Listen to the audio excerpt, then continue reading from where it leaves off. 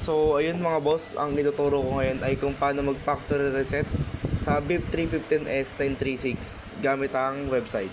So, connect muna tayo sa 936 natin. Yan, nakakonnect ko na siya kanina. So, punta kayo ngayon sa Google. Yan. Then, punta kayo sa gateway niya. Yan, 1.92.168.8.1. So, ayan siya ngayon. Pindutin nyo tong information, pangalawa. Yan.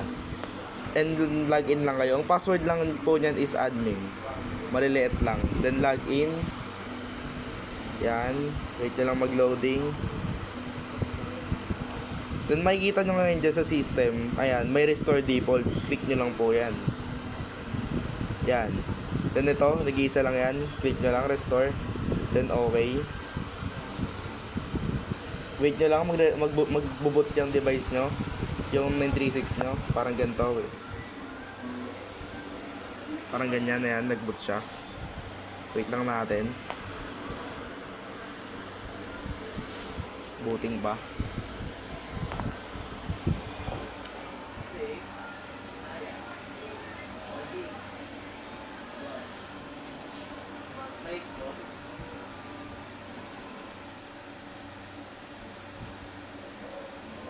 Yan, medyo matagal lang.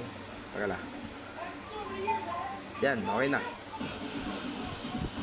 Yan, ganun lang. Na-factory reset ko na siya. So, ayun lang mga boss. Sana nakatulong. Maraming salamat.